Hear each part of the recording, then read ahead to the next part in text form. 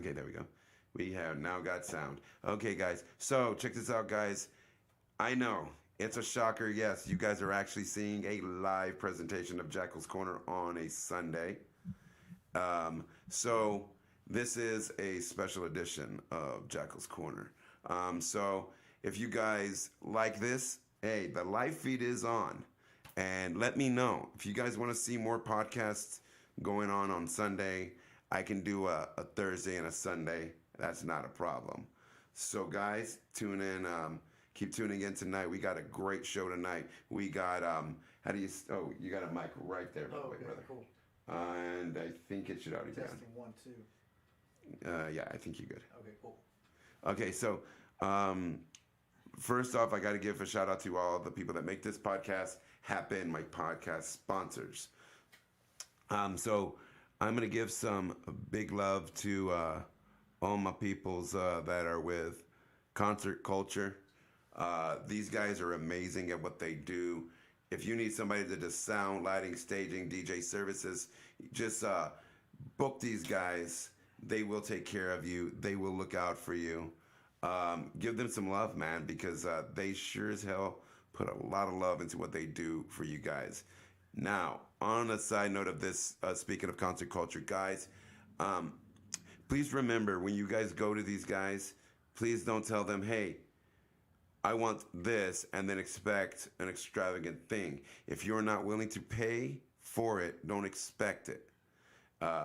This is what these guys do for a living. This is how they put food on their table. So when you guys ask for those discounts, and when you guys say, hey, you know what? I want your great services, but I don't think I want to pay that price. That's a slap to your homeboy's face. Remember that. That goes for when you support a band. That goes for any of that stuff. Don't ask for discounts, please.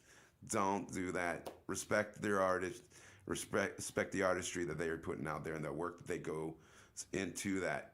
Anything that these guys use is top-notch equipment.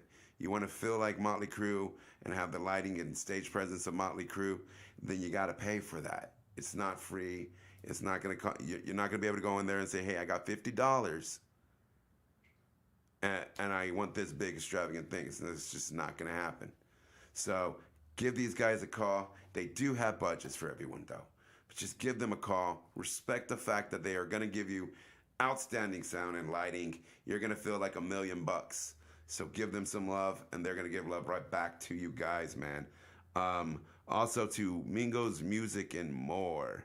Man, I got to give love to those guys always. I told them always and forever, I will always have them on, and they will never have to pay me a single penny as a sponsor because I like what these guys are about. Mingo Benavides and his whole entire family, his wife and his daughter, go out and support every local artist in the RGV without any request of any kind of anything back. They now have a music shop. It's out there in Weslaco, Texas. And you ought to go out there, guys. Support this guy because, you know, he's one of the only people that I know that has a music shop out here that is allowing local artists to sell their merch in his store. And that's an amazing, amazing, amazing thing because that does so much for those artists. A lot of artists need that, you know, and he pushes it all. He loves all these artists. He's always at the shows. He buys the merch, never asks for discounts, never asks for free. He just does it. He just loves what he does with music. And I got to say, that's a pretty damn amazing thing. And to raise your kid that way, not only one kid, but 2 kids that way, to love music and respect local musicians, man, sir, you deserve a round of applause because you did raise those people right. Just also, I want to give some mad love out to my boy Chris Cyclops. I know you're watching, brother. You always are. And you always have my back. So, man, this dude checks up on me daily. He's like, you good, bro? You need anything, bro? I got you, bro. That's a real bro. So, mad love to him. If it wasn't for him, I never even would have brought Jackals back. I was gonna call it quits with my health and all that. I was like, I just can't do it anymore. And he was like, no, bro, you need to do this, man. You need to do this. The scene needs this. You need to be here for it. And I'm like, you're right, man. I mean, I started this for that reason, for the scene. And it would have, like, this is what I want to do when I take my last breath. I want to be interviewing bands and stuff. So, with that being said, I want to welcome my brother Robert. I'll let you pronounce your band name so I don't try to butcher it or anything. That's all good. It's called Xenochrist Decimation. Nice. Okay, man. And so you had hit me up and you were like, hey, man, can I come on the podcast? And I'm like, fuck yeah, dude. Because, like, I love it. And especially with the way your name sounded, I was like, oh, man, this guy's going to have some good stuff because that's a good name. That's just the way the band name is. Like, it's legit. I like it. So how long have you been doing this and, like, jamming? Just, like, in general, just jamming? In general, I've been jamming since, I want to say, like, '09, at least with bands. I started off here in the music scene with, I don't know if you remember him back in the day, Fucked with a Chainsaw. Holy motherfucking shit. I was just talking about Fucked with a Chainsaw the other night. Yep. Sarah and Jacob. Yes. Yeah. Yes, dude. I was just talking about it. I was just talking to my buddy Chris about that. I was like, dude, I remember seeing Fucked with a Chainsaw and Doom Desire and... I was in Doom Desire. Yeah. I was like, holy fucking shit. Bases, buddy. I took over bass duties. I remember all that, dude. And so that's fucking wicked cool, dude. So you guys were some of the first bands that I ever saw down here in the Valley when I moved here. So I was like, man, those were back in the days. It was like Barlow's and fucking Smoking Aces. Yeah, Smoking Aces and freaking Thirsty Monkey. The Incubator. Yes. Yeah. When there was no stage, Thirsty Monkey was just pavement. Dude, okay, so I have a lot of fond memories there when I was playing in Dogma Hollow. Oh! By the way, speaking of Dogma, so this whole podcast, Jackal's Corner, it's actually named after Johnny Jekyll. Oh, yeah. Mike Bonnick's brother. Exactly, yeah. And it was a thing that I did after he passed away. I was like, I want to keep his name alive. How can I do? And I said, I think the best way to honor that man is to do a thing involving local bands. How much he loved the local talent. And he was a great guy. He was always involved, man. That was... Yeah. So... Respect. Yeah, man. But yeah, you were saying about Dogma, man, and all that. That's fucking cool, dude. So far, you've been in, like, almost every band that I really have been like, fuck yeah. Yeah, I had so I started off with Fuck the Chainsaw, then I had, joined Dogma Hollow for a little bit. And then I one of the biggest bands that I've always looked up to, and much love whoever's watching this, if you guys are, Blast Perversion. Oh, fuck yes. Not only is it amazing fucking music, bro, but all the guys in it, man, they're all chill, they're cool. I know every single one of them, personally, and they're all badass dudes, Hell yeah, dude. Like, I really dig them. Anytime I see that they're going to be jamming, I'm like, fuck yes, I'm there, dude. They're just amazing. They're amazing. They're just altogether amazing. And I've noticed that too. I've noticed if you can have a very huge following that stays stable for that many years, you're doing something right, especially in the Valley. You have to, man. That's Yeah. how it's done. And now half of them are in Cryptic Mutation. Yes, dude. Right. Which is fucking amazing, dude. Which is like actually on my wallet, I actually have a Cryptic Mutation sticker. The KM? The whole Cryptic Mutation logo. Yeah, that's something that I'm working on next, getting on stickers and all that, but money. Yeah, I hear you. So Yeah, see. after Dogma, there you go. Hell yeah. They're fucking peoples, man. I need to get some, at least one of them, put on my hard hat. Right. Yeah. So after them, I had joined Doom Desire, Mm-hmm. right, with VC and Ina and all them, the Camacho brothers, the twins. Yes. And after that, I had just, we disbanded like in 2015, I believe. Yeah, I believe it was around Yeah. 2015. And I just kind of gave up music, man, after that, honestly. Like, that was my last rodeo. Yeah. And I just felt like, all right, well, this is it. I'm done. I gotta Yeah. do this somewhere. But with Cryptic Mutations, I mean, I know those guys, right? Yeah. And Chris De Leon, he's done some of my tattoos actually. Yeah. Chris De Leon, and shout out to him. I was hearing the stuff they were doing. I was like, fuck, bro, like John and Fred and Chris, you know, like they can make this badass music. I was like, man, you know, and something about that just sparked the fire again. Yeah, exactly. And I was like, you know what, dude? I've had this concept of Xenochrist Decimation for years. Before, I called it Crooked Cross with a K and a K. Yeah. But it just wasn't fitting. So I wanted something more brutal, more extreme. Yeah. And so it was because of them, you know, all the props in the world to these guys in Cryptic, that this was Yeah, it made it possible. the inception, of it, you know, and the motivation. So here I am. That's what's up, man. I mean, I think that's pretty freaking cool too, man. I mean, I love having the people that are in the new crew coming on, but I really love it when I get the people that have been the veterans. They've been here for a minute. They've been pushing that stuff, and to have you on, that's really, really cool, especially with a story like that where you had given up on music and then you found your love for music again. That type of shit, man, that's the fucking shit. You know, because music's my everything. It is my everything. I wake up in the morning, I listen to music. I go to sleep at night, I listen to music. Anything I do, it's music. I hardly use my TV. I use my TV to watch music videos, you know? Yeah, as cliche as it sounds, dude, like, fucking music, it saves lives. It does. It really does. It does. Like, without sounding so goofy and shit, but... But people that have been saved by music, they get it. And that's a lot of people. You have to understand that.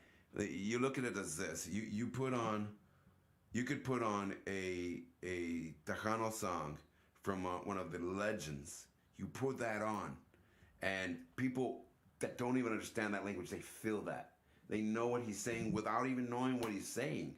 You know, you have that with rock bands and metal bands and all that. And the reason is because music is the only thing that truly speaks to the soul. It speaks to it, and it says, hey, this is going to heal you. And that's why it heals. I'm a big believer in that. I've seen what it does to me, just health-wise.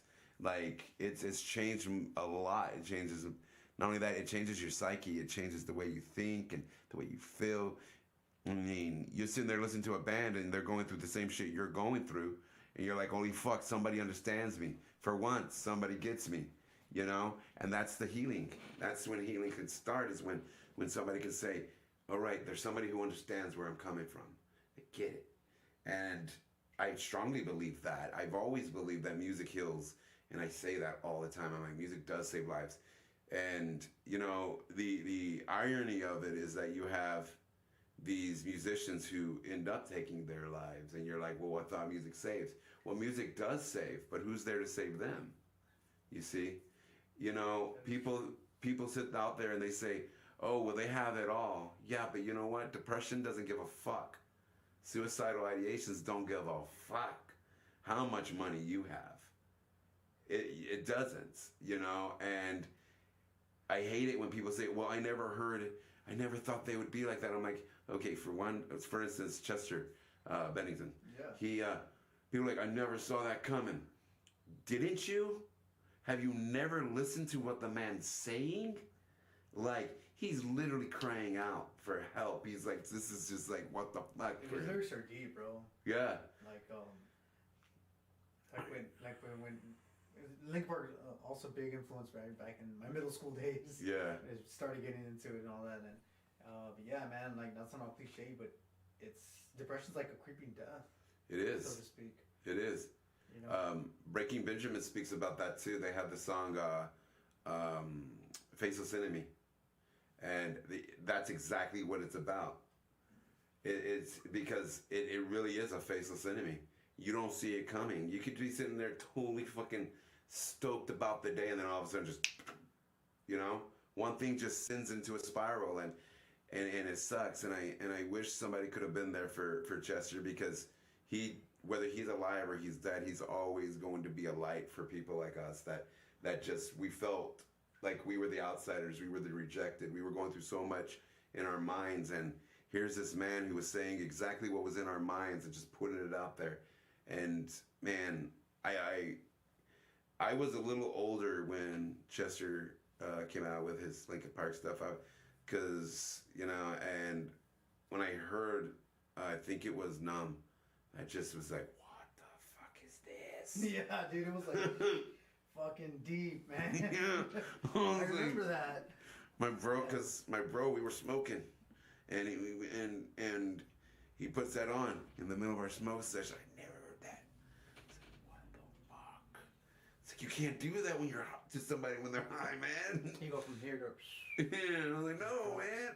But yeah, dude, you got those, and then I don't care what anybody says, the greatest vocalist of all times, Chris fucking Cornell. Chris Cornell. Fuck. Another one, dude. I'm just like, what the fuck, dude? But and if you didn't feel his suicidal ideations through his lyrics, what the fuck? He's not one that you could have just heard him. You could, but you felt him. Like, holy crap, in his voice. When he did Nothing Compares, oh god. Dude, it's so amazing. I was in tears when I first heard it. Holy shit, I was like, Sinead O'Connor, fuck that. What the fuck, man? Like, holy shit. And he does Patience also. Patience, yeah. It's crazy how music has that effect on you, and it just like resonates more than almost anything. Yeah. You know what I'm saying? And it, like I said, it speaks to your soul, speaks to your heart, and yeah. And that's how I feel about death metal. Oh yeah. Like everything else, on the radio and stuff. I'm not trying to sound like a fucking elitist, like some people think I am, but there's just something about like that, the blast beats and the double bass and the growls, the yeah, like all of that. Just when I first heard it, I was like, holy shit, what is this? Like my mind can't comprehend it at this moment. Yeah. But the more I listened to it, I was like, yeah, this is awesome. Yeah, and this is what I say. Look, see, an elitist, to me, an elitist is a person who tells a person, oh, well, you don't fit in this group because you listen to this. You know what? Okay, everybody has a different taste in music. I know people that are death metal that also listen to pop, It's just whatever you vibe in, And I tell people, just as long as you don't knock anybody else's music, let them have it, whatever.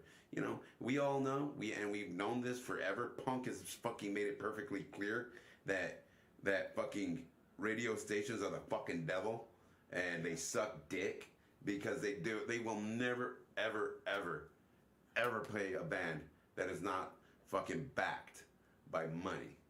That's just the way it is, And then you started getting into this era where YouTube took over everything. The digital era. Yes, and Spotify took over everything, because now we no longer have radio stations saying, this is what you need to listen to. Now, the consumer was the DJ.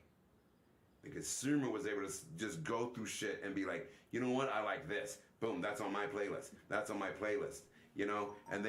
And the more they downloaded their stuff and listened to their stuff, the more they started streaming, going up and up and up. And then that's what record labels started looking at. They're like, well, this dude's running these streams, and this is 100% fan-backed, So it started changing with that. And then YouTube came around, and YouTube was like a whole... when YouTube's here, man, YouTube created a thing where you were able to create your own music videos, your own fucking tracks, everything. So now labels are like, oh, fuck. You could literally do... You don't need a label anymore. No, everything's pretty much DIY. Yeah, and that's a beautiful fucking thing, because there's so many bands that could have made it so fucking massive if a radio station just said, fuck it. You see, there was a DJ out in Detroit, and this was during the time Kiss's album came out, I believe it was Destroyer, and they kept playing Rock and Roll All Night, and he got tired of it. And he was like, you know what? Fuck this shit. And he flipped it over. And guess what was on that other side? Beth.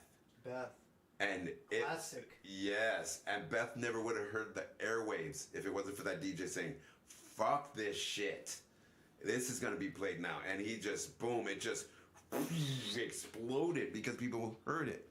And it was a freshness.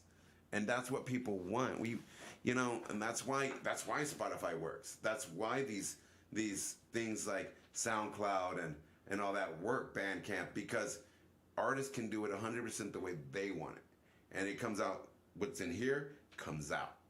It's nobody saying, "Oh, we should do this," and "Oh, isn't this?" And nah, it's you. And that's exactly how it was done for Xenochrist Decimation. Well, Joshua Lopez, Yeah. Widowmaker Studios. Who doesn't? Exactly, right? So when I was gonna make the first album, Deathless Eminence, I said I want everything as professional as can be. Mm-hmm. I'm just one guy, and I said, you know what? I don't give a fuck how much money I gotta spend. If I gotta spend There it is. $2,000, $4,000, $5,000 of my own money, I'm gonna fucking do it. And that's exactly what I did. Right? My wife will never know how much money I spent, but it was As long as she's not watching the podcast. Yeah, it was a lot of money, like making the first album, right? Which I don't regret. Everything was an amazing job, right? By the way, fun fact: track number 2, "Behold the Blasphemous Crown." Guest drummer Kevin Talley. Oh shit. X-Suffocation. Yeah. X. Holy fuck, bro. Yeah, dude. That's pretty fucking badass, bro. Yeah. And that's one thing I've always said too. I always tell people this: if they come to me and they're like, "Hey, I want I'm looking for somebody who can record my stuff, a producer." I'm like, well, I know some. What are you willing to spend? If you're willing to spend $50, I don't know any. Go to your fucking mama's basement and record your shit. Like, don't fuck those guys over. Especially if you're sitting there being like, "Oh, I want a 2-disc fucking thing and all this." I'm like, bro, who the fuck does a double disc? The fuck is that? And he says, "Oh, there's like all the artists used to do back in the day." I was like, "Yeah, but they had money. It cost money, bro." Dude, everything, man. The album art, Diego de Souza. Damn. You know of him? Oh yeah. My friend actually just introduced me to him the other night. Beautiful art, man. Oh yeah. That guy does amazing work, and so I did that, and then produced and engineered and everything by Josh, of course. Yeah, my opinion is this: the best you can get is Josh. That man is a fucking genius, man. He really is, dude. And he did help ghostwrite some of my stuff, because like doing it on your own, like I'm not gonna lie, I was getting burnt out. I was like, shit, dude, this is a lot of workload for one person. Absolutely. So I approached him. I say, "Hey Josh, like would you mind?" He's like, "No, dude, like I'll do it. Fuck it, okay." So he is heavily featured, and he had a huge role in all of this. Making it possible. That's what's up, man. Because I've actually gotten on people's asses that I'll hear them all talking to their friends, and they go, "Oh, Jack Lopez, he wants to charge all this money, and wow, why can't he charge less?" I'm like, because he is good at what he does. You pay for quality, You want good shit done, you pay for that. It's like, what the fuck? But they're also the same person that was waiting in line the same fucking day that the fucking PS5 came out to get that, or wait in line to get fucking new Nikes. Oh, but you won't pay a man for the job that you want him to do this fucking amazing work, but yeah, you don't want to pay the man. Yeah, you want him to do 100%, but you don't want to pay him 100%. Yeah, like, get the fuck out of here with that shit, dude. With Kevin Talley, I mean, I'm not going to say how much he charged me, but I already had in my mind, I said, whatever this man asks, whatever he charges me, that's what I'm going to pay him. Yeah. I really, really want this guy as my drummer on this track, so. And it's worth it. Oh, hell yeah. It was definitely worth every cent.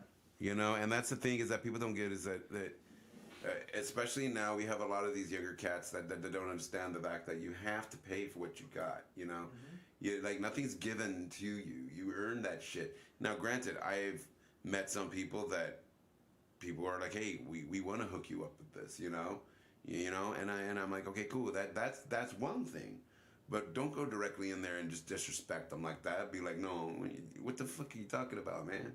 You don't go to Nike and tell them, "Oh, you're charging too much for your fucking shoe," Exactly, and that's another reason that I have mad respect for Overt Enemy. Leo, Laura. Yeah. Good buddies of mine too. Yeah, they sit right by my side. There you go. You see. Oh man. Another fun fact. Well, I used to jam with Leo. Oh, what? But it never became anything. Yeah. It was supposed to, right? But I don't know. We just kind of ventured off, and he ended up going his way, I ended up going my way musically. Yeah. We stayed friends, right? But it was gonna be called God, Gods of Damnation. Oh, what the fuck? Yes. Yeah, and he was the drummer, and I was gonna be the guitarist and the vocals and all that.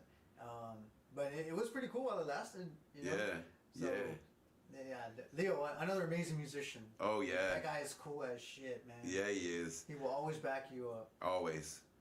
Dude, I remember when I met those guys. So they were playing a show at Thirsty Monkey, and I was sitting, in that little alley thing they had in between the two things. You would go in that little right behind the fence. Yeah, yeah. Where everybody would dookie. But I was back there, and I was, smoking some herbs, and I hear them jamming. I'm like, what the fuck is this? I didn't even go walk around. I just climbed over the fence, and I just sat on the fence just watching them headbanging.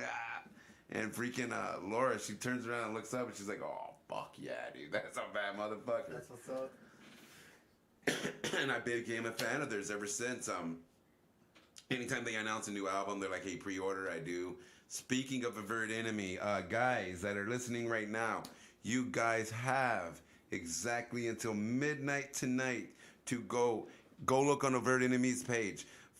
Find the post about their pre-order of their new album coming out. I believe it's called Live Thunder in the Hill Country.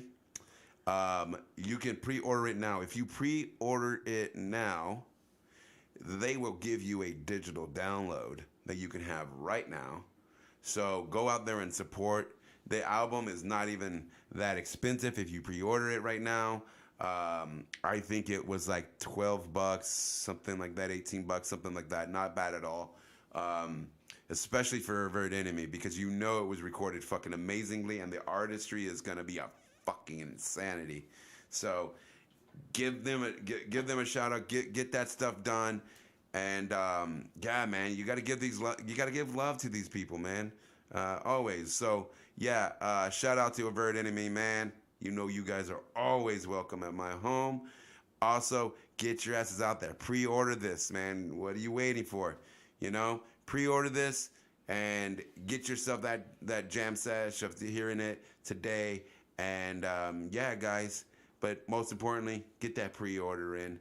And also, at the end of it, it's going to ask you, hey, man, do you want to throw in some donations? It doesn't go to the site. It goes to Avert Enemy. So throw in a little extra cash for them, man, because all the cash helps them, man. So show them some love. Let them know what you really think their album deserves to be at. Throw that extra donations to make it at the price you feel they should be being paid, brothers and sisters, because we got to start showing appreciation for our people, man. A lot of us want to talk about familia and this is family and all that, but we don't want to treat each other like family. So support and give them some love.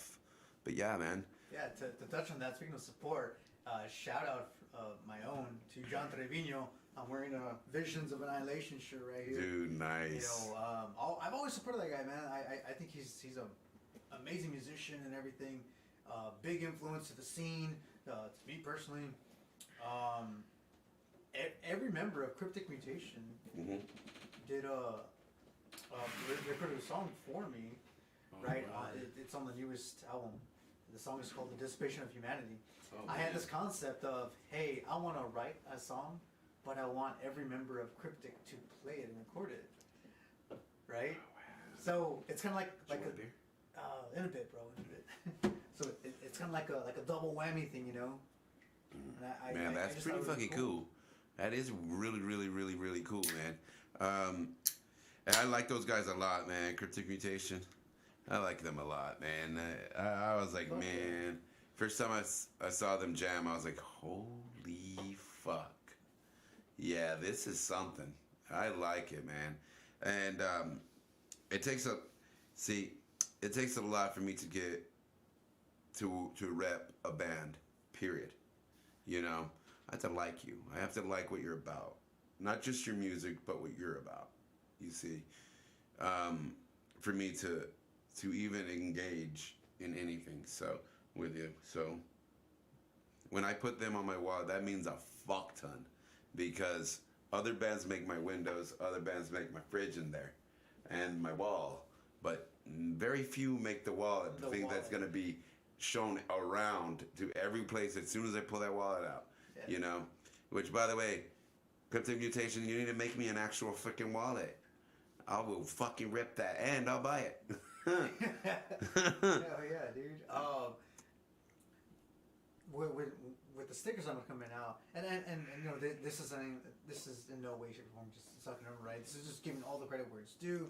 That's how I am. Yes. Right. I have nothing but love and respect for these guys, specifically. But when I come up with stickers next, it's gonna be in that cryptic slime green. Color. Sorry. So the next run of shirts and stickers is gonna be kind of like that. Nice. And all that is just out of pure respect for them.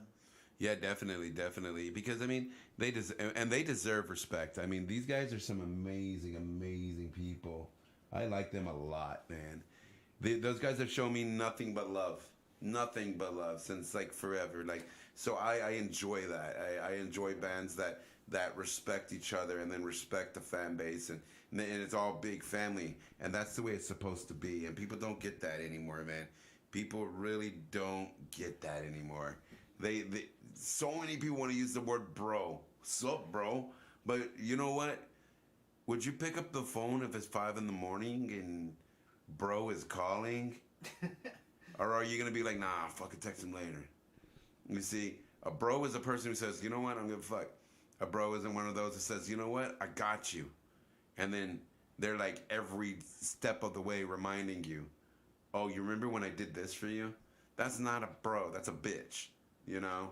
A bro says, you know what, I got you. No matter what, I got you. And when they honor it, they don't follow you around and carry it over your head. They're like, I did it because I love you, bro. You want to know who is a bro? Who's that? Danny Garcia, man. Danny Blast, the drummer. Yeah. He, when I approached him and I said, hey, Dan, I can't find anybody else fitting to do the second album drums than you. You know, I love his work. He's been around the business for a long time. Yeah. He knows his shit. Absolutely. You know, and I was like, bro, you would be the perfect fit. And he said he felt like really honored. He said, man, like out of everybody you could have got, you got me. I was like, hell yeah. Yeah. You're the only one that I think can get the job done. Of what you're wanting. Exactly, you know. And then of course he's gonna put his own spin on it, which he did. Amazing job on the second album, man. Yeah. Probably the most popular question that I get Mm-hmm. on the second album is, who's your drummer? Hey, who's your drummer? It's fucking Danny Blast, bro. That's what's up, dude. Yeah. That's what's up. You see, and that's the thing is that a lot of other musicians do start giving that love to each other, man. I mean, before I moved to the Valley, I lived in Corpus Christi, and amazing musicians over there. And the way that the scene was back then. Son. Yeah, these are my brothers. Yeah. I love these guys, man. We played a few shows when I was in Doom Desire, man. They're all badass dudes. So these guys, I've known these guys since before the whole explosion, back when they were just boys from Alice, Texas, playing at Theo's Billiards in Corpus Christi, which is now Rich's Billiards. Same owner. The only difference is that Theo no longer owns it. It's just Rich. So, and he's another cool guy, Richard. You ought to look him up on Facebook, Richard Noons. Or you can also look up Richard's Billiards and hit him up about playing, because he is one of the most amazing venue owners I've ever met in my life, other than Bertocina. I mean, got to give love to that man. But this guy is a guy who he really just loves music. He's opened up different kinds of venues all over Corpus here and there to support different genres of music. Like, he opened a whole entire jazz club just for jazz musicians, and he opened up a whole entire metal show place just for metalheads. And I'm like, see, that's amazing. You see, he's giving them their spot. This is yours. Feel comfortable. This is your home. It's something for everybody. Yeah, you know. And now with Rich's Billiards, it's pretty much a diverse thing. You see, it's a conglomerate of all those venues that he has had. He's put it into one. and he has it where it's set up. We got great sound. You got all the good stuff, and not only that, it's a thing that you have. That guy, he actually gives a fuck. He's in a band. He's in a band called Shadow of the Giant. It sounds familiar, Shadow of a Giant. Yeah, they used to play a lot with in Corpus is another band called Sugar Sugar Blast Blast.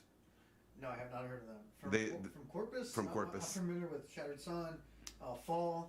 Yeah. You know, An Eater's Curse. Oh man, Yeah. my peeps right there. Like, those are some of the bands that I'm Like, a little more familiar let's see. with. Also, these guys, actually, my tattoo here, TPM is the Periwinkle Massacre.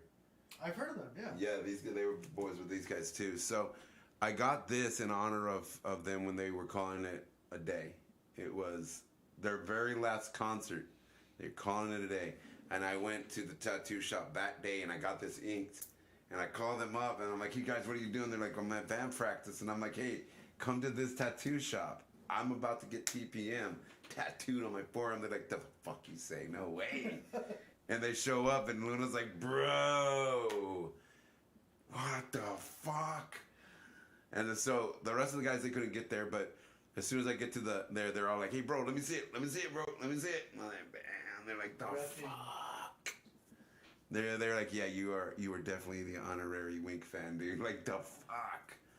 But it's because I love those guys, man, and people like Rich and Shattered Sun and the Periwinkle Massacre and Killamora and all that. Now Killamora is one of the so Killamora would be like the Severance and the Blast Perversion of this area. Oh, okay.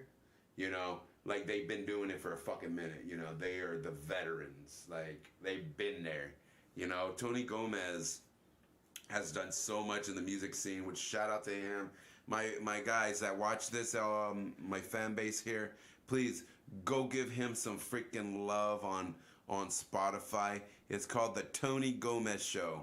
Give him some love. Man, that guy has some of the most freaking craziest knowledge of metal. Like, he will blow your mind.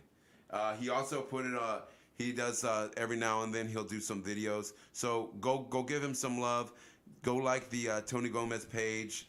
Tony Gomez Show page, and it'll give you all the updates of all the stuff he does. He has several different shows he does on YouTube and Spotify with musicians and trivia questions and all that cool stuff. So give him some love because that guy sure shit gave me massive love through all my heart attacks and all my strokes and cancer scares and battling cancer. Man, that guy has always had my back, so go give that man some love. For me, give him some love. For yourself and for your own respect, give this man some love because you're gonna love the fuck out of this guy. I just followed him. Oh, hell yeah. Tony Gomez Show. Yes, definitely. But yeah, man, with that, I mean, like, so do you have anything lined up for live shows, or are you thinking it, or? Yeah, so the first EP, which consists of 3 tracks, I released that in July of 2021, right? And it was just supposed to be just a one and done kind of thing. I was like, all right, I just want to release something to the world, and just whatever, right? But it started gaining increased popularity around the world, not just the U.S. And I was like, oh fuck, what's happening? And this wasn't supposed to get, I'm not saying that it's big or anything, but it wasn't supposed to go beyond the valley, I guess, in my eyes. For real. And but it did, which is a good thing, right? People now have access to it, and there was just a bigger demand for more music, and I was like, well, fuck, I gave you everything in the first one. How can I top that? So August of last year, I released the next EP, five extra songs. Nice. Right, and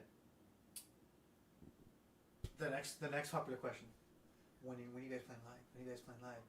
And I'm like, fuck, I haven't thought about that yet, because Steven. Yes. Xenochrist Decimation. It was supposed to be just a one-man band. Right. It was never supposed to be a full band, right? Right. I was just gonna do everything, and but I started getting more people involved and everything. Josh Lopez, Izzy Garcia from Blast Oh Version. yeah. That It's a cool cat. He had a lot. He did guest vocals on a lot of stuff, you know.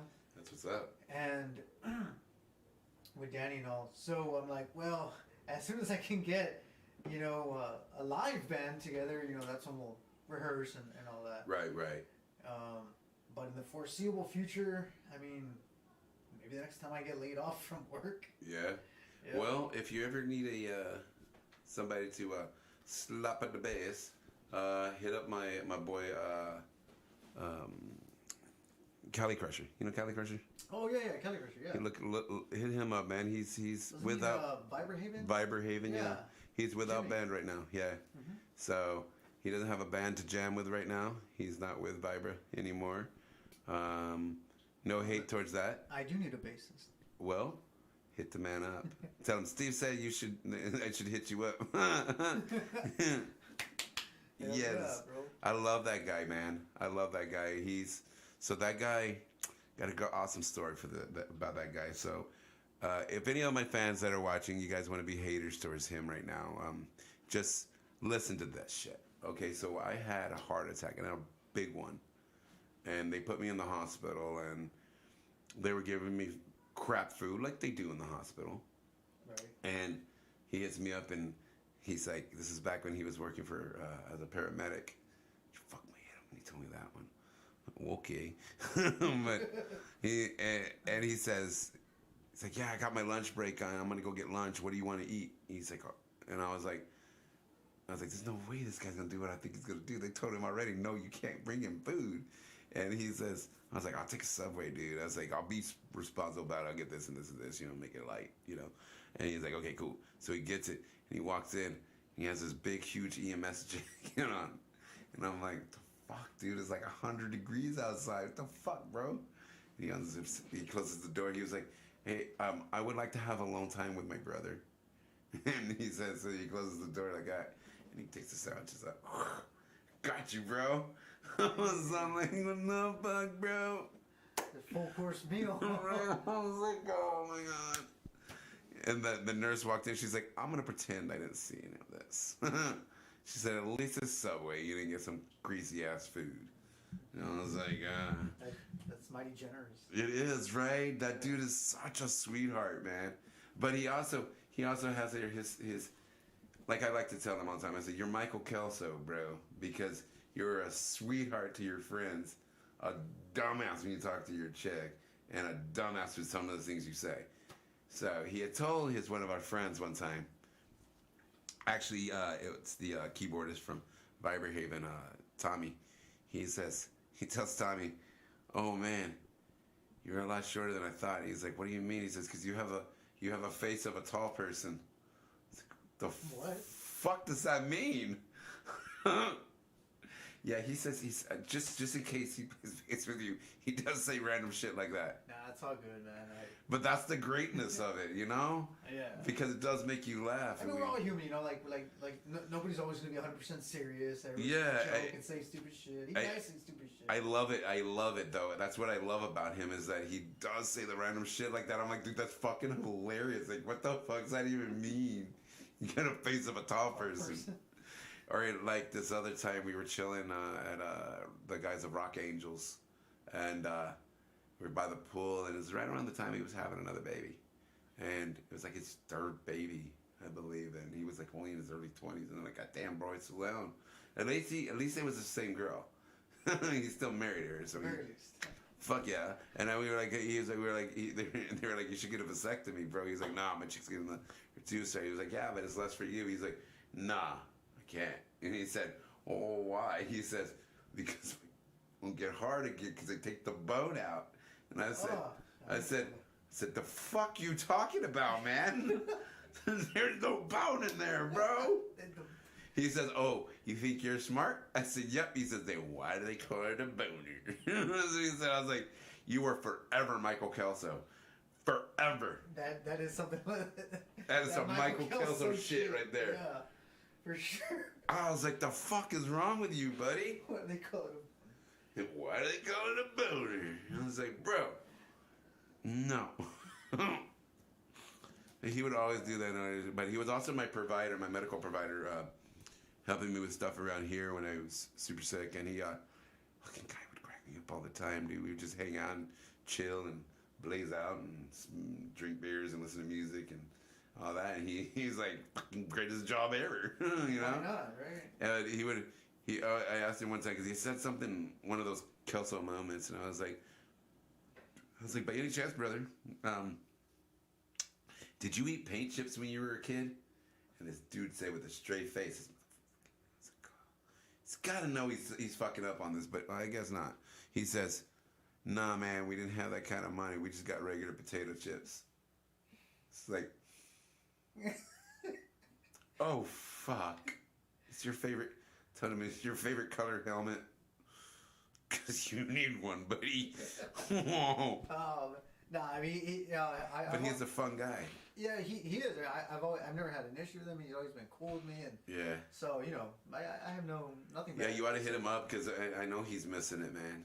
Yeah, I talk to him. I talk to him a lot. Almost every day we hang out and we talk, and I'm always talking with him, and you could hear it in his voice, dude. He's just like it's like his inner self has been ripped out of him when he talks. I hear it. He tries to act like it's not there. I'm like, I hear it, dude. Like, that's a guy who truly loves to play his bass. He truly loves it. And I'm like, that's the way a musician should be. You should be ecstatic to be able to get on your instrument and play it. See so many people that are like, oh, we gotta go to practice. What the fuck, man? You should be excited. That you should be excited as you were the first time you fucking went on your first fucking date. Every time you get a chance to play your music. Every time. No matter what your fucking day is, your day could be shit. Like, all you think is, you know what? But at least I get to play music later. That should be his boner, right? Right? Yeah. Well, good news. I am currently working on the first single for 2023 for Xenochrist. I'll message him tomorrow and tell him to hit you up. Because, man, that guy's amazing, dude. And I tell him all the time when he's telling, breaks my heart when he's like, I think I might just sell all my equipment. I'm like, if you fucking do that, dude, like, I'm so gonna fuck you up, dude. Like, I've never seen a person get on an instrument and just light up like he does. It's his world. And I'm like, don't, bro. Don't. You're gonna regret it. You're gonna regret it. Somebody who feels music like that, because yeah, you got people, like I tell people all the time, you can learn to play. Like, of course, obviously. But those people that get on and it's just their world. When you're in a band that is not a death metal band, and you're still fucking and shit like that, that's your spot, bro. That's your passion, you know? I love that. I love that about him. That's one of the things that attracted me to Vibrahaven, was the way that this dude got on his bass and he would just freaking come into the crowd and just jamming with the crowd. And I'm like, that's a fucking musician. Yeah, he just owned it. Yeah. I was like, that's how it's fucking done. And then they added Tommy, and holy fuck, this guy comes out with his guitar, and you got the guitarist and the fucking bassist just in the middle of the crowd just fucking going off. That's how you fucking own it. You see, you know, that's some badass shit. And then, well, the way you're speaking about him right now, I don't know why, but shout out to my boy Bobby from Lucid Decree. Oh, you know, man, that guy has passion. Fuck yes, he does. You know.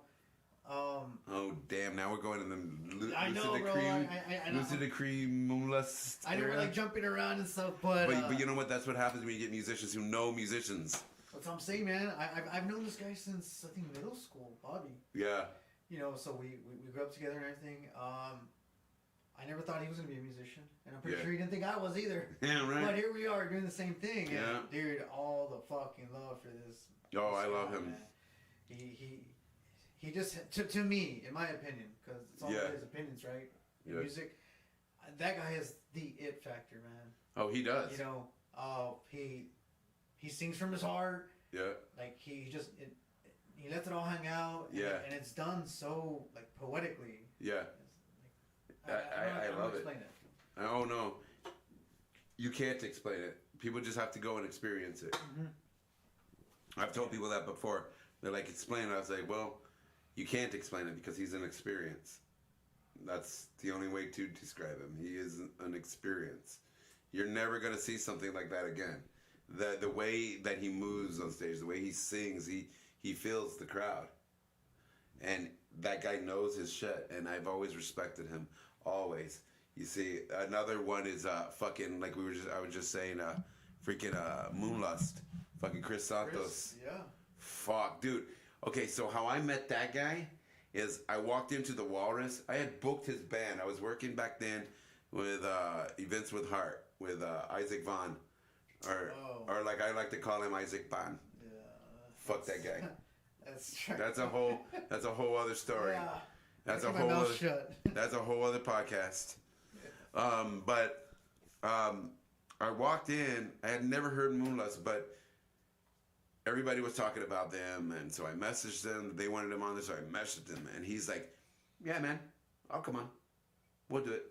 And then I walk in when he's singing, and this guy is singing fucking Rainbow in the Dark by Dio and hitting every fucking note on point.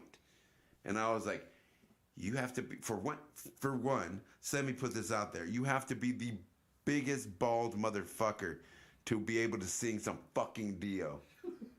Just to be able to say, I'm going to sing Dio. You are a brave soul, because that will destroy your career if you fuck up Dio. People, instant. People are like, you're the guy that fucked up Dio. He'll never hear the end of it. But he nailed it, and I was like, holy fuck. Who the fuck is this guy? And then I tell him, you're fucking amazing. He's like, I'm all right. I'm like, but it's always those musicians. Yeah. Those ones. The ones that say, I'm all right. Those are the ones you got to watch out for, because they're going to fucking blow your mind. That guy's modest, man. Super. Also, Chris Santos, we were going to revive Velgood back in the day. Oh, wait a minute. You played with Velgood? Well, we did a couple practices to attempt to try to revive it, right? What the fuck? Mm-hmm. Okay, so... And he was going to be the drummer instead of the bassist this time. That would have been amazing. Yeah, so... And, but just never ended up happening. Man, the thing that they need to do is this.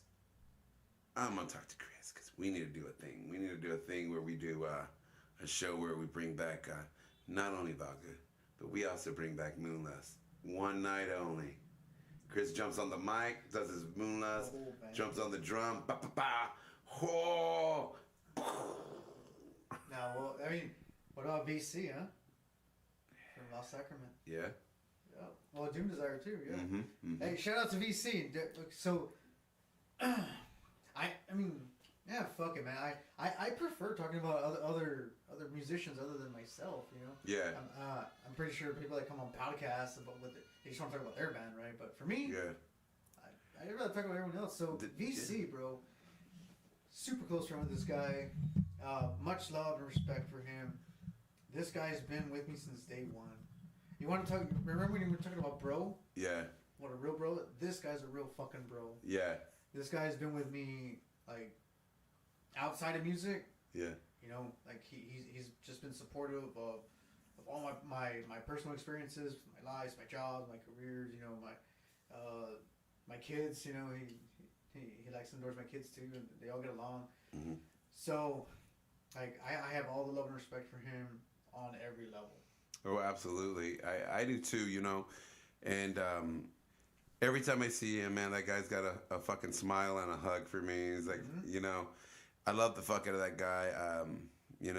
He's a great guy. He really is. And like I said, you guys are some of the people that I knew very first in the scene, and so every band out there that I've ever given love to now, you guys got to give love to these guys, because if it wasn't for these guys, I never would have stayed in the Valley. I was getting ready to leave, and then I started seeing bands like Doom Desire and Dogma Hollow and Fucking A. Shout out to Fubi, Below the Grave. Fucking Virgil Ramirez with Wraith. And, well, Virgil Ramirez, Carlos Contreras. Let's see. Josh, a.k.a. Bongi. Jake Tyler. Thomas Avalar. You guys. The guys are fucking Wraith. The only people that ever got to sign my Yoshi backpack. Nice. Like, I fucking love it. And it was so perfectly done because I told him sign it wherever you want. And I should have fucking known that Jake Tyler was going to sign fucking Yoshi's butthole. Dude, that's awesome. And he signed it, Jake was here, and point to the butthole. I'm like, yes, this is why we are friends. You know? Hell yeah, but if it wasn't for bands like you guys and all those, I never would have stayed here. I was going to leave. Also, to the first guy that ever gave me fucking mad ass love out here, fucking Manuel Cepeda. Fucking love that guy. Manny, yep. Dude. I know. Yeah, that dude's a fucking gem, dude. That dude just loves if he fucking loves you, that dude fucking loves you. There's no expectations with that guy. He just loves you. He got your back. I love that guy. You know, him, Ruben Macha, all those guys, man. Fuck yeah, dude. These are good people, you know? And that's my thing. That's like I told you in the beginning of the podcast. That's how I like my podcast. It just goes on the flow it needs to go on. I like keeping it 100% organic because there's so many bands out there that want a spot where they can come on and just be relaxed, hang out. There's a lot of bands who they don't want to sit there and talk about their whole fucking band the whole time and me. You know, I got a lot of them that have come on my podcast. We'll talk a little bit about it, and then we go into the whole about other bands and things like that. And the best way to find out a band's influences or a musician's influences is allow them just to speak, because they will come out, you know. And I think it's amazing that you give love to the local scene. I have been in tears for bands to do this. It's all it takes. It's all it takes is just to be on a podcast and be like, oh yeah, by the way, shout out to this person because they gave me this love like this. And it just starts a fire and people start doing that. There's a reason our scene is where it's at today. It is reminding me of back in the day. When I first moved down here, it's starting to look like that again. Hell yeah, bro, because, you know, I don't really know too many of these new cats these days, but what I do know are all these bands that I mentioned before, you know, literally 15 years ago. Yeah. You know, back when, even before Lay in Ruins. Holy fuck, yeah. Remember them? Yes. Yeah, man, those are the good. That's the good shit, dude. I remember who was it that let's see, fucking Set in Stone. Remember them? Fernie Diaz's band. I know who Fernie Diaz is. And then Call of Omens. Call of Omens, yes, I remember them. I remember when Freddie first told me, he was like, my band's Call of Omens. I was like, you can't call an omen. You can't call. He was like, wait, what? And Michael was just in the back laughing. He's like, I told you can't call an omen. Maybe he was high. I don't know. Right. And then when he did Set in Stone, he was like, my band's Set in Stone. I was like, Set in Stone? He's like, no, Said in Stone. I was like, the saying is Set in Stone. He's like, I'm keeping the name. Again, probably high. Right? Oh. But then he came to me and he said, I got this band and it's called Aries. And I was like, fuck yes. That's how you name a band. That's how you name. Dude, shout out real quick also to Alex from Undying Prophecy. Oh, Remember yeah. back in the day? And Yeah. Yeah, and then he was with us in Dogma, and now he's with Diablepsy, I think. Something like that. Yeah, I know I'm butchering it, but... Yeah. Second, I was like, you're going to say your band name, because I'm not allowed to butcher it. But yeah, man, that guy has amazing vocals, bro. And I had promised him in the previous record, we just never, I guess, got together about it. Right. He was originally supposed to do guest vocals on my most recent album, right? Right. Which, by the way, so my albums, just about every track features other local artists, and I did that by design. It's on purpose because I fucking respect everybody in this music scene, especially the OGs. And for me, it was like I didn't want it just to be about me, right? Like, oh, Right. like look what I can do. It's all about me all the time. I get all the credit. I was like, man, if I can do this with my buddies and make music, that's what's up. At least in my eyes. Well, yeah, that's the. So, that's always the dream. You see, you got your broskies, and you're like, hey, you know what would be really cool? If we can all jam together, because anybody who's ever been in a band understands that their very first band was always that. It was bros and homies being like, you know what? We're gonna start this band, and we're gonna be the biggest band ever. You know? Oh, to be young. You know? Back in high school. You know? And that's what makes beautiful music is when it's like that. You know?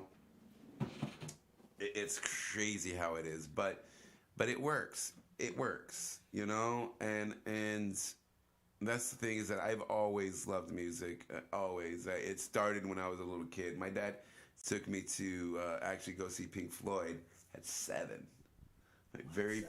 My very first concert, Pink Floyd. I was like, well, how the fuck do I do that now? You don't. Right? You don't. I was like, what the fuck, Dad?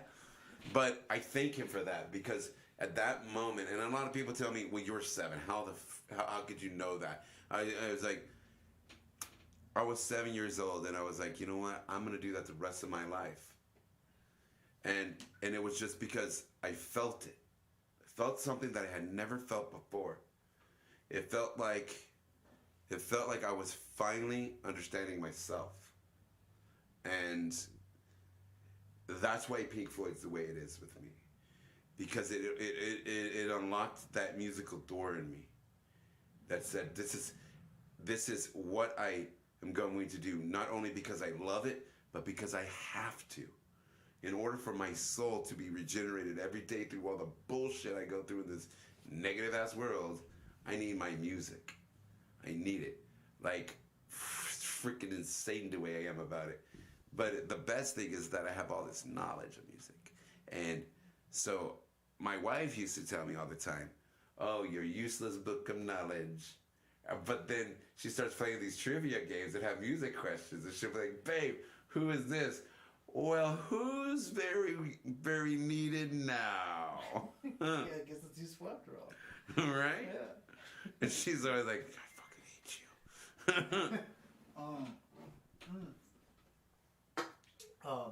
Side question. Did you ever get a chance to jam Immortal Guardian? Oh, yeah. Yeah. I think I used a poster. Yeah, Real quick, we're going to go to a quick commercial break. And we're going to be right back, guys. So keep here. We're going to be right back. And then we are going to go over here. Turn on. Okay. It's paused? Yeah. Oh. Yeah. I just throw up my counterculture thing and it shuts off the camera. Cool. So now you could do, if you need to hit up anybody or anything real quick. Let me go tell them to come in. Come in! Hey, what's up, man?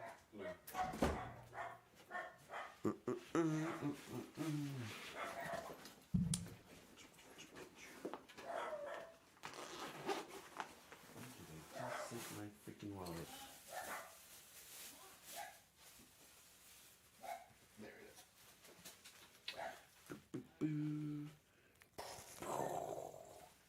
Do you know him? No, I don't think so. He was in like Dogma and all that bands. Oh, Okay. nice. Yeah, Nice. Game Desire and then Fuck with the Chainsaw. Oh, cool. I was in that for a little bit. Oh, When he yeah. said With for, Jacob. Or Jacob and Yeah, Sarah? yeah. Yeah, for a little while. hold on. Here you go, and then I'll give you the other. Here you Oh, yeah. go. I was like, wait a minute, I want to make sure I do it right. There you go, buddy. I got one more drop. Yeah. I was gonna get some shrooms, but then this lady like took forever to come, and then she's like driving around, and she's like, I don't know when I'll be home. And, son of a bitch. You mother. Yeah. Beep. Hey, Well, and dude. I asked that one guy, he never responded. The Which guy one? that I sold that bud to, your friend. Harvey? Yeah. I asked him, he never. Oh, about Shumarinas? Yeah. Yeah, it's because our guy is, our dude is out of town right now. Oh, okay. He's out of state, out of the country. Damn. Again. still thinking about Alan, like, but I don't know. I don't want to get in trouble for getting shit mailed to me. Yeah. No. If Alan's telling you, he's already researched all of it. Okay. Yeah, you're safe. Yeah, supposedly psilocybin is not illegal here.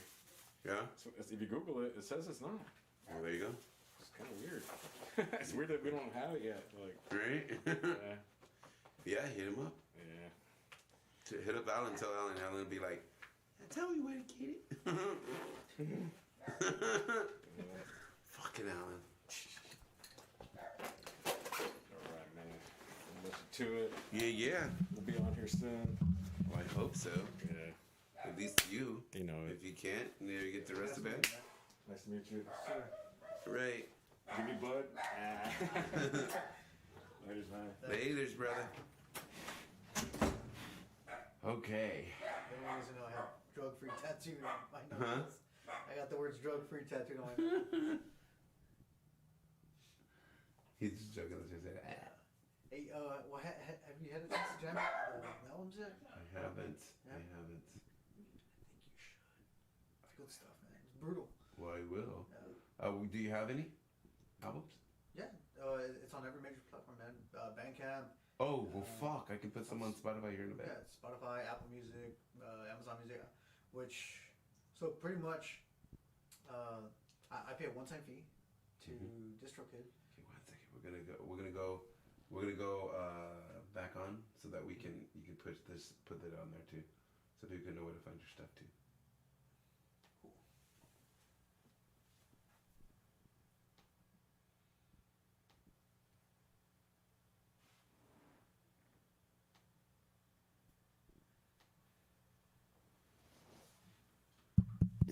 All right, guys.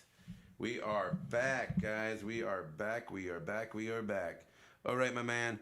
So, yeah, we were just talking about your album just now before we came back. And you were letting me know where I could find that stuff. So, where can we find your music? Well, we do live in the digital age, right? That's usually, I mean, that's become the only way that the majority of people buy their music or listen to music. I should say. Oh, Stream, 100%. all that shit, right? So, I'm on every major platform. You can find the albums, both of them, on Apple Music, on Spotify, Amazon Music, Bandcamp. Yeah. Yeah, it's just like pretty much everything. I think it's even on like iHeartRadio and Pandora. Oh, damn. Deezer, Tidal, all that shit. Dude, that's what's up, dude. Yeah. YouTube also, of course, YouTube. Yeah. Yeah, YouTube. Yeah. Oh, hell yeah. That's All what's you up. gotta do is to just type in Xenochrist, that's Xeno, and then Christ, Decimation. Hell yeah, dude. Hell yeah. So let's get that going, guys. Go give him some love. Make sure you guys download that stuff. Don't just get it and let it sit there. Stream that shit. Stream the shit out of that shit. I want you guys to spam the fuck out of all your bros' fucking inboxes, sending them the link to this guy's stuff, because it takes a lot to go and do this music, and we got to give love to all this stuff, because we are just at a spot in this world that we need to stop the whole me and start looking at we, because we as a unit, in the words of the late great Chuck Shoulder, there is strength in numbers. And there's a reason that he said that. And by the way, I only have one rule, really, really seriously. And if you disrespect people like Chuck, yeah, you can't roll with me, man, because that guy, whether anybody wants to succeed or not, but I know there's people out there that understand it, he started a fucking revolution, man. That guy really did. And the thing is that another one of those that is super fucking humble. Super fucking humble. And yet amazing, you know? So there is strength in numbers, and there really is. And if we just stop saying, well, you know what, you don't hang with my bro and all this stuff, fuck yeah, dude. You know, the beautiful thing about it is that you can choose what you fucking want to like. Just because your homies don't like it doesn't mean you can't fucking like it. It's like, what the fuck, dude? Like, that is some of the most fucked up shit I've ever heard in my life when I tell somebody, you should check this band out, and they're like, well, well, my homeboy doesn't like them. Well, I don't give a fuck if he did. Did I tell him to listen to it? No, I said you listen to it. Like, what the fuck? Are you guys coupled like a fucking dog? You stuck at the fucking buttholes or what, bro? Get the fuck out of here. Like, give some fucking love to the people. If you like it, you like it. Fuck it all, right? Like, that's the beauty of music, is that just because your homie doesn't like it doesn't mean you're not gonna like it. You know, there's a lot of shit that I listen to that my friends don't like. I mean, they're like my buddy Chris, man. He can't stand it when I put on EDM. He can't stand it. He's like, oh shit, it's boots and pots and boots and pots, and I'm like, you know. But he tells me I'm the only person he allows to play EDM in his home because he understands the love that I have for it. Yeah. You know, and that's the beauty of it, is that we gotta accept it. We gotta let our bros be the bros and our sisters be sisters, like, and enjoy what they like. You know, do I like that I have friends of mine that like Taylor Swift? No. Do I respect Taylor Swift? Yes, because Taylor Swift stands up for her fan base. Taylor Swift will not allow big bully security guards to bully a fucking 14-year-old girl. That is why. So I will respect the shit out of her for that. Do I like her music? No. Am I gonna stop hanging with my friends that listen to it? Maybe a little, not too much.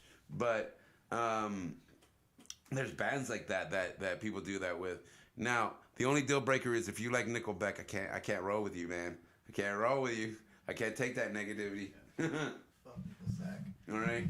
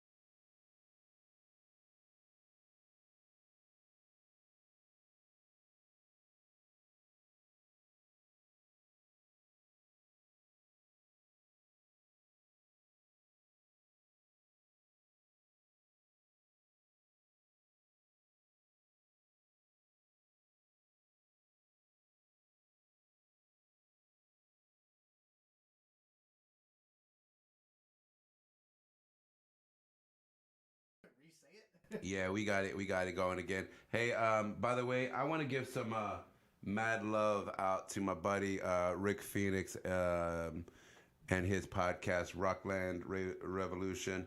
This guy has been commenting all night through the whole podcast tonight, and he's been watching out for us all night, letting me know that hey, the audio went out. Sorry about that, guys. We talked about some really good shit, but guess what? You don't get to hear it. Nah, I'm fucking with you. We're gonna talk about it. So, guys, I'm sorry. I guess my mixer shut off, and I didn't even notice. We got lost in the conversations and whatnot. So, guys, we're going to start that whole section over. Okay, guys. So, we're gonna go back to the whole thing of like I said, we got to start giving love. You know, we got to start looking out for each other. Too many of us out here, and I say us because, I mean, until there's a change, we're all involved, you know. And I want to say that we got to give. Let's see. What's he say?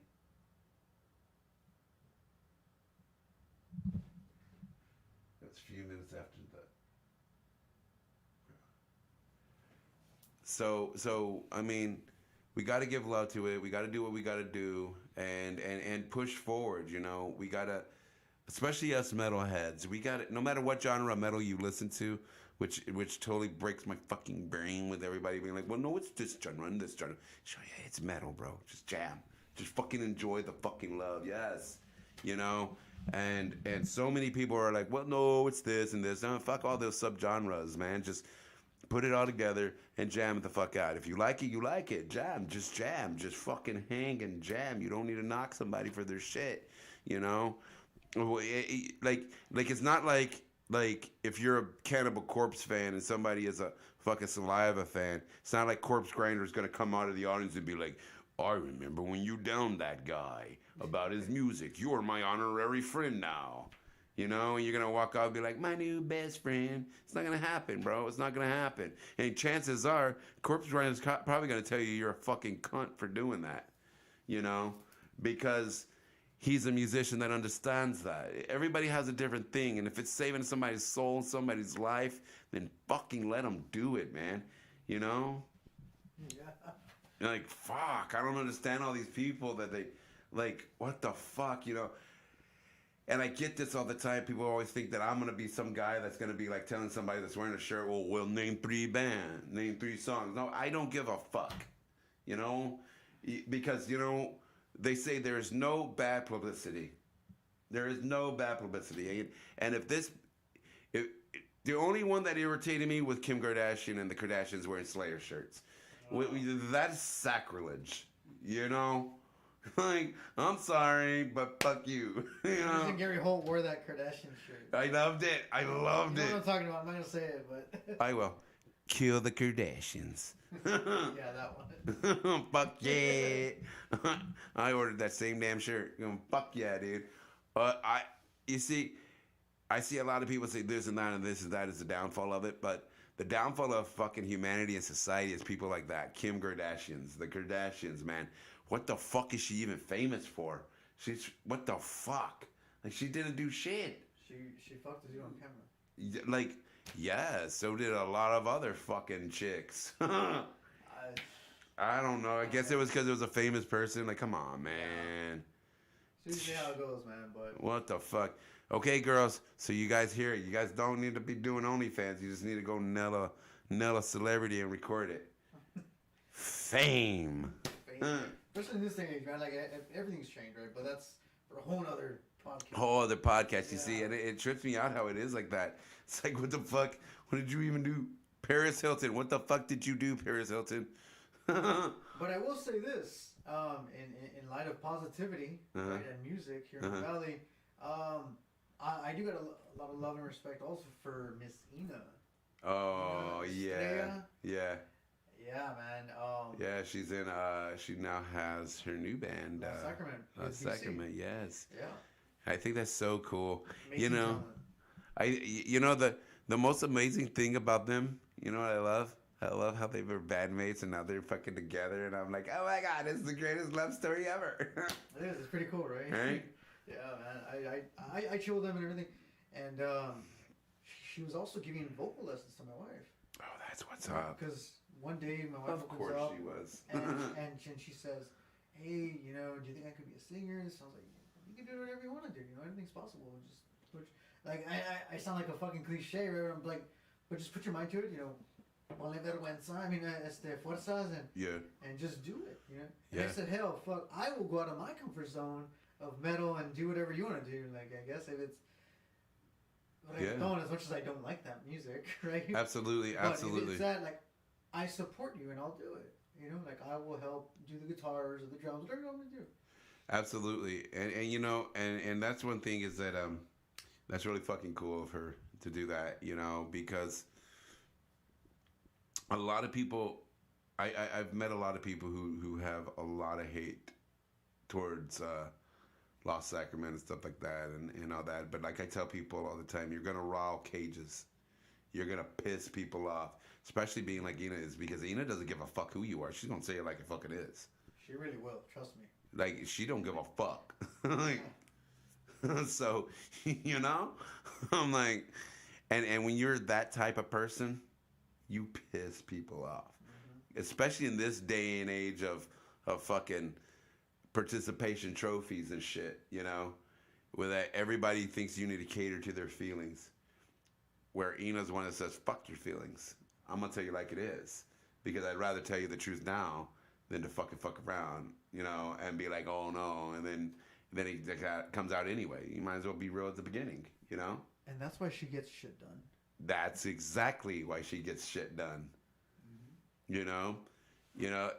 Even her haters have to admit she gets shit done. Yeah, she does. I don't think she gets enough credit, for what she does, the work she puts in, and because even when we were jamming with Doom Desire, she put in the work, Yeah, every time. Every time. I mean, say this or that, say whatever you want about her, and I'm not being biased or anything. I'm just showing appreciation and respect for what she does, man. Absolutely, because the people don't get it anymore, man. People don't. We live in a world that want to tell women you have a voice, but want to take it away whenever it makes us uncomfortable.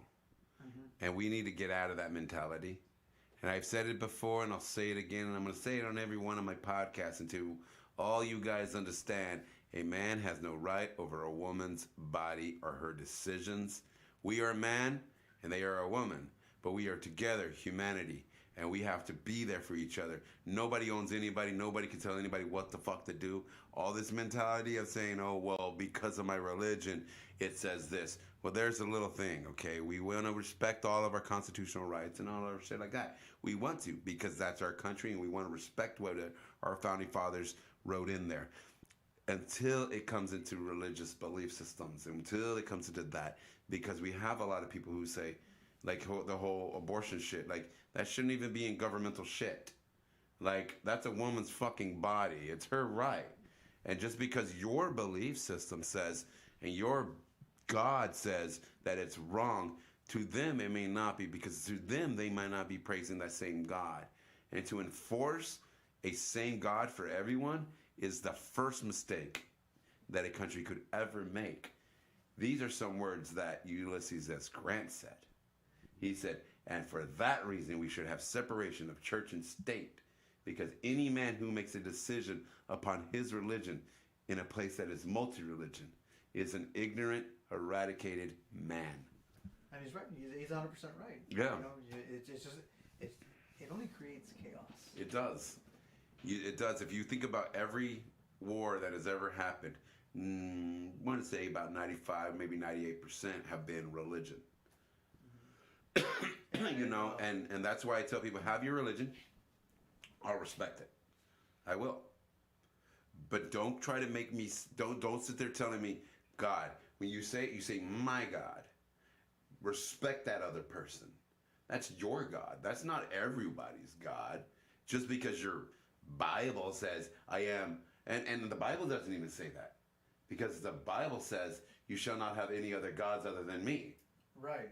So therefore, he's proclaiming there is other gods. Like acknowledging. Yeah. Every time anybody says acknowledgement, I think of fucking, I don't know if you watch wrestling. Of course. I think of fucking Roman Reigns, acknowledge me. Yeah. I'm all like, bro, he's like he's like a kid that his daddy fucking left him. And now he's like, everybody needs to acknowledge me. I'm like, I can't take him serious. I can't. But we got to live in this world now, and we all have to live together, and we got to respect each other's beliefs and all that. I tell people this: I will back you 100% as long as you're not hurting anybody or harming children. Other than that, I'll back you. I don't give a fuck. You know what I mean? Like, why would I? That's your choice. That's your decision. But do not expect me to follow your decision.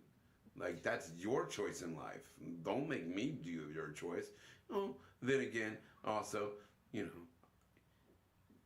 if a person's a crackhead, I definitely don't want them to force that on me. No, of course not. Well, But that's the reason, Steve. You know, like when it comes to the music I create and the lyrics, it's a complete separation from any personal beliefs, views, blah blah blah, right? Because to me, again, it's my own fucking opinion. What do I know? But music for me is just it's supposed to be a release. You know, it's supposed to 100%. from the real world. Yeah. You know, and just go into your own. You make your own world out of it, and your own perception of life, and whatever the case may be. So. Yeah, absolutely. You see, and and the thing that fucks people up is that I'm an actual ordained minister. So, and I only did this, and people tell me, oh, that's so fucking petty, but I did this because of during the time where they legalized gay marriage, and you had all those people that were saying, I'm not going to marry them. I got ordained so that I could marry them, because fuck that. Who the fuck are you to tell them they can't love that person? They can't be with them. If they want to deal with all the bullshit that goes along with being married, fucking more power to you, bro. You know? Or homegirl, or whatever you want to identify as. Fucking A. It's not hurting me. It's not involving in my life, you know? Fucking A. Do what you want to do. If you want to love each other and be with each other the rest of your fucking life, go for it. Oh, but this is a religious thing. No, fuck you, dude. Marriage was around before fucking Jesus and all that. Like, get the fuck out of here, dude. Like, pagans were doing it way before all this Jesus stuff. Get the fuck out of here with that. Give love, and that's it. Fuck all that other shit. If a guy and a guy want to be together and love each other and do whatever they want to do to each other, fucking let them do it. They're not doing it to you. Leave them the fuck alone, you know? Like, who the fuck are you to tell them that they're wrong? And they're like, because God says that. You know, okay, so now I got one that fucks them. When they say that, I tell them, okay, cool. So your Bible says this. God is love. All things of God. All things of love are of God. So, if a man and a man truly love each other, that is of God. So therefore, your knowledge of this is now invalid. And there's no way you can contradict that, because if you do, then you're just saying that your Bible contradicts itself. And they're like, fuck! I'm like, yeah, don't fuck with this mind. Kind of. Yeah, you know? And the thing is because I used to do that whole religious Christian thing, and I saw the fucking flaws in it and the fakeness, you know? Like, they say one thing, they're saying one thing to your face and another thing out the side of their fucking mouth about you, you know? And they say, don't judge each other, but yet you do. You judge every day. Every day of your life as a Christian and religion, they judge, and then you're saying, no, don't judge. Don't judge, but you're doing that. You're doing that when you tell a person that is gay, you're going to hell. You're judging him. You are condemning him. So therefore, you're in yourself are not doing what you said. You in yourself are not doing what your teachings are. So how the fuck are you going to judge me, bruh? And people freak out with that. They're like, dude, they're not ready for this, you know, because I have a knowledge about shit. And I don't let people bully me. I don't. I was bullied in school. Why would I want to be bullied now as an adult? No shit. You know? It's actually the same, bro. So yeah. I get where you're coming from. Like the first album was a little more on the religious side. You know, now that you brought it up, you know, titles of the tracks are "Shepherd of Deceit," Yeah. "Behold the Blasphemous Crown," and "Infuriate the Light." Right? Oh, wow. They all got to do with, you know, the heavens and hell Yeah. and all that. So that's when I was just going through a lot of shit, right? And it did involve religion and higher beings. Second album was a concept album. Let's see, what's he saying? Okay, cool. Hey, so my buddy Rick Phoenix with Rock Revolution, he wants to. Sorry, I don't understand. Because I'm talking to you. Google always interfering with stuff. What the hell, Google? Anyway, so he says he wants you to hit him up, or he'll hit you up because he would like to bring you on the show. Oh, awesome! Yeah, Mr. Rick Phoenix. Yeah. Yeah, I'd love to do it. Oh, hell yeah, man. You heard it here first. Yeah. Man, definitely, man. I mean, all you guys, go give this man some love, dude, okay? Please, this guy's one of my favorite people, man. This dude he's very special to me, man. That guy has such a big heart. Like, he really does. And all that stuff he was doing for his fam, doing those benefits and stuff like that. And you're always welcome on my show, brother. I don't care. Even if I have another band on here, you're welcome to come and join me. If you ever do any more of those, any benefits, you have anything you need to say, you come on my show, brother. I got you, brother. Always, always, always, man. You're a good soul, brother. Definitely, man. And I mean, we got a lot of shit going on in the Valley right now, and I think it's fucking amazing. We got bands like Delta Divide. Oh man, Dude, oh, yeah. So, fun. I'm full of fun facts. I like that. Dude, so the singer Kay, Yes. I sold her car. What? I sold VC3 of his trucks. What? So I've been around selling cars to people in the scene, right? That's But, fucking greatness. yeah, Kay is badass, dude. I ran into her, last week. Yeah. We both went to get like our oil change. Had no idea we were gonna be there, and she comes in. She's like, "What's up, dude?" I was like, "Oh shit, it's Kay." Delta Divide. Dude, I love that band. I'm gonna tell you this, man. When I first freaking met them, they were nothing but the most amazing people. The whole band. I always say the girls and Jerry. You know. Oh yeah, and Jerry. You know. I've never met anybody. I only know Kay. So you got, it's all girls and Jerry. Well put. Sums it up. Yeah. And I love it. And that's how come when Sick New World came out and Kay said she was going, I was like, dude, I'm so excited for her because she's gonna get to see Kitty. I'm like, I know. She's never said that was a hero of hers or like an influence. But you hear her music and you're like, oh yeah. You can tell. Oh yeah. Yeah. Oh yeah. You just know. She's amazing, man. She really is, and that whole band is just fuck. I told them, you guys are gonna be the next big band that comes out of the Valley since fucking Sons of Texas. Like I see it, and they're gonna be bigger, you know, because there's something that a metal man fucking loves. Metal guys love it when a fucking metal chick can fucking really just. Like Alyssa White from Arch Enemy. Obvious. Obviously, yeah. Or Ginger, or have you heard Ginger? Yeah, of course. I've Oh heard Ginger. God, dude! I flipped out when I first heard her, freaking homegirl from fucking Straight Line Stitch. Oh yeah, I've heard of Straight Line Stitch also. I thought he was a dude when I first heard it when she was doing all her gutturals and stuff. I was like, is this a dude? And my homeboy's like, nah, this is a chick, a black chick. And I was like, what the fuck? Dude, they've come a long way, man. And then I met him. I met him back in, I lived in Corpus. We were at this little bitty bar. It was a little bit bigger than my house, maybe, my place. And they were playing there with, okay, I need to shut that off because it's connected to my Bluetooth. Oh, it's all good, man. Time is 9:30. You need to go sooner? Well, yeah, I got the wife and kids. Yeah, I got you.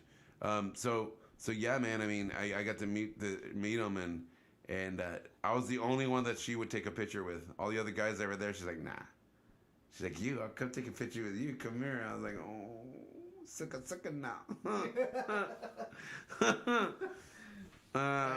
But yeah, dude, it was so cool meeting her, and she was like, you were like the sweetest guy ever, because I bought like everything of theirs, all their merch, I bought a shirt, their CDs, I bought every shirt they had, like all their stickers, all their caps that they had, whatever, one of each, and I was like, she was like, holy crap, dude, and then I was like, she's like, you're gonna get all that? I said, well, hell yeah, that way I can have your merch, whatever I want to wear, you know, I got a variety to choose from. And then I bought doubles of each one and started passing them out to people on the stage, throwing it out to them. Hell yeah, dude. I'm a big supporter of women in metal and the scene and all that. Oh, man. My, well, just the other day, I even made a Facebook post. My 4-year-old daughter, I was showing her some female fronted bands. Yeah? Yeah, because Well, because of her mom, right? She's mainly exposed to BTS and like all this other types of music, right? I'm like, But yeah, I know. And the same thing. I was like, "Ugh." So I was like, Mika, like there's other stuff out there. Maybe you just haven't heard it. Would you want to try to listen to it? She said, yeah, okay, yeah. I was like, all right, cool. So I'm showing her on, and she doesn't really know what's going on, but she's banging her head because at least she knows the rhythm, right? yeah. She's like, hey, this sounds cool. Yeah, okay. So I'm like, okay, Mika, do you want to hear another one? Yeah, okay. She's not used to this, right? So, but she's enjoying it. So I'm like, all right, cool, I'm glad she has an open mind to it. That's beautiful, man. That is so beautiful. When my little sisters were growing up, I would always expose them to metal. Always. And my little sister Sarah, she had these kids, and she let my mom adopt them because she knew at that point she couldn't take care of them, and she wanted them to have a good life. So they went there, and so I showed those little girlies, my little sisters there, the ways of metal, if you will, and the oldest one of her group of her siblings, she kind of likes metal, and she's starting to get into she's like, I'm Wiccan and I fucking love it because my mom's Catholic, and already know her head's like Meltdown. I'm like, yes.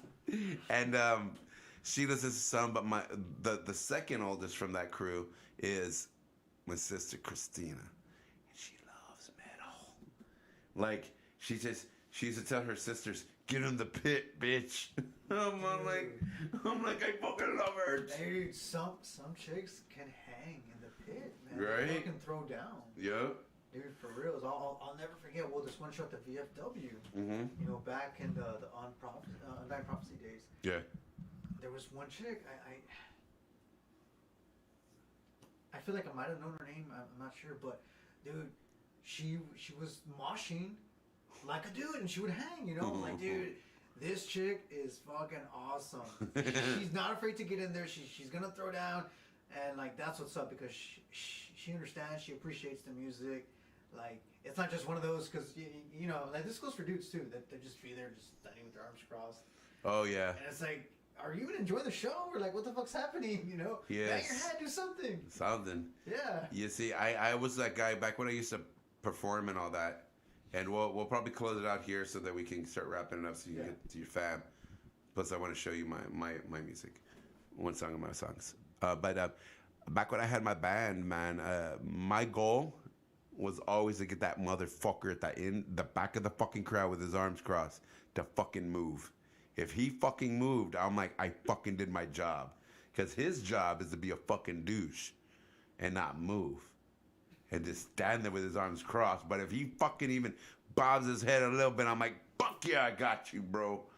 And that's all that matters to me. I can leave a happy fucking man, you see, because those motherfuckers are the tough motherfuckers. Those are the gatekeeping motherfuckers that are like, nah, this ain't it. Fuck you. Who the fuck are you to say that? And then when you start moving, those are always the ones when you get them moving, they're the ones that buy all your merch. They're like, okay, touche, sir. Well, I hope so when I come out with new merch, man. I need to sell some of that. Definitely. And I'll tell you what, brother, I will actually push your merch here on my podcast. You have been nothing but amazing. I've known you for fucking quite a while. So you have been in majority of all the bands that I've just been like, fuck yeah about. So definitely, I will always give you respect. And Rick, fuck yeah, you make sure you guys hit each other up, get it going. Yeah, he feel free, Mr. Rick, to either message me on Facebook, Robert Garza, or you can message the Xenochrist Decimation page. I think I'm on every social media platform also pretty much. Yeah, and usually my @ tag or whatever is XCD Metal. Yeah. Or Xenochrist Decimation. One of the two. I can't remember. Absolutely. But yeah, man, I mean, it was great having you on. So we're gonna go ahead and wrap it up and all that and this time during this time I want to we go back into the whole giving some shout outs and some respect to the people and all that. So I will actually go ahead and let you start it off. If you have any shout outs, any people you want to send some love out to or anything, you're welcome. Yeah, sure. So, well, my loving wife, she does support me with this and the music. She's not a big fan of it, right? But that's okay. I mean, but she respects and supports it, right? Absolutely. So first and foremost, her, and then to all of my peers in the metal scene, John Trevino from Cryptic Mutation, Chris, Fred, Efren, Danny, of course, Danny Blast, the one and only, Leo and Overt Enemy, Laura, all these are great people, and all the ones that for me. Yes. They, Josh Lopez especially. Oh yeah. Best fucking producer you can get here in the Valley. Oh, hands Definitely down. worth the money, man. Don't be a fucking penny pincher. You want quality work and sound. Yeah. Like, that guy's gonna deliver. Like Every time. Yeah. I mean, he's produced a lot of these great Valley bands. Yes. Actually, Viber Haven, their first album was actually done by Josh Lopez. You have a lot of bands out there that you guys enjoy listening to, and you enjoy it because the band's amazing and the producer was amazing and they made magic. Magic isn't cheap. Magic cost. Hey, and let me tell you, like,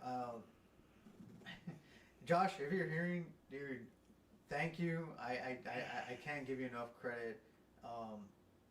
You deserve way more than what you deserve, honestly, man. Like he puts in the work, bro. Like, let me tell He you, really like, does. yeah, like when I paid him to do both albums, Yeah. like, I know that behind the scenes, even after I left, this guy was drinking coffee. He was staying up all night and this and that, and doing honestly more than he had to. Yeah. But fuck, bro, like that's why I want to give him right now live all this recognition. Oh, absolutely, man. And I've told people this all the time. Don't go to Josh Lopez and disrespect him like that because that man is fucking amazing. He's a fucking amazing at what he does. I have loved every fucking album he has ever produced. I'm like, Jesus fuck. I literally have a bin with all those. Anything he produces. I don't even know. Some of them I didn't even meet the band yet. But I was like, oh, Josh Lopez produced this. That's got to be a fucking great album. And sure as shit, it is. I'm like, Jesus fuck, this man's amazing at everything he does. Everything he does. I mean, so all you guys out there that say you can't make it because you're from the Valley, you are wrong, sir. Because look at all the fucking shit Josh Lopez is doing.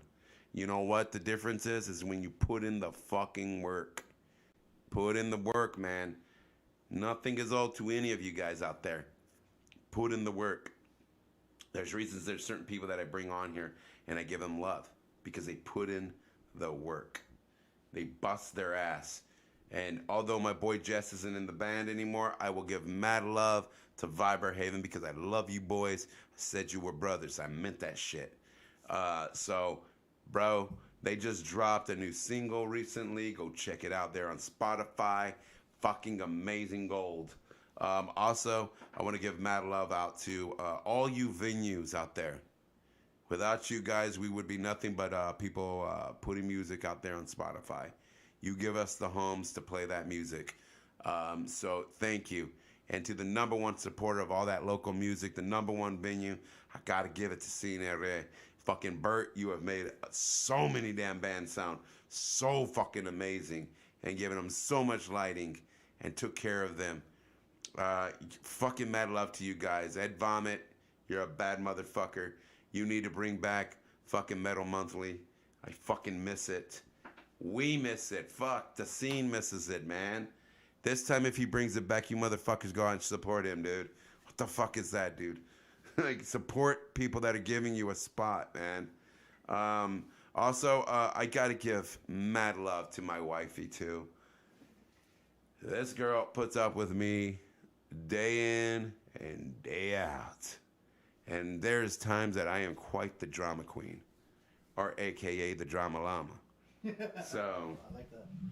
so there is, and there's things that my wife sees that you guys don't get to see. You know, my wife sits there with my lupus. Here's a little insight of my story of my life, just a little bit. With my lupus, everything that I eat within 5 minutes comes right back up. This is the way it's going to be the rest of my life. My wife sits back there rubbing my back, rubbing my shoulders while I'm throwing it up to make sure I'm not pulling muscles or hurting myself. And then she lays in bed with me and rubs my chest and my stomach because I'm in so much pain. That's a woman. Are you girls out there that are proud because you don't cook, you don't clean, but you still got that ring? Yeah, you should be ashamed of yourself. If you love somebody, you fucking love them, period. She's the greatest woman I've ever met in my life. The woman I can't wait to live the rest of my life with. My bestest friend in the fucking world. And to me, the most beautiful woman in the world. I see the beauty inside of her that no one else gets to see. So, mad love to her. Shout out to my kids and my grandkids. You guys make me what I am. All of you guys. I love you guys. To my sponsors, Concert Culture. You guys, thank you so much. Mingo Benavides, thank you, man. Thank you for loving the scene so much. Thank you for standing in the gap for so many people who don't show love to the scene. You're amazing, man. You're the reason that the scene is still here. I love you, brother. Also, to my boy Mike Ward, go check his shit out, man. He's got a place called Fire Prints by Ward on Instagram, Etsy, all social medias. He does 3D printing. You need something custom? He got your back, man. All you guys that do cosplay, he can make your whole suit, and he got you. That again is Fire Prints by Ward. Go give him some love. If you see him at a market, you give him some love, please. That dude is my brother, like a motherfucker, dude. So give him some mad love, man. He does a damn thing, dude. With that being said, thank you guys. One and all out there, I would be nothing without you guys. Again, I thank you guys for even allowing me to be on this platform and talk to you guys about this stuff. Love you guys. Much, much blessings from the universe to you guys. Peace, love, unity. This is another edition of Jackal's Corner, man. Take care of yourselves.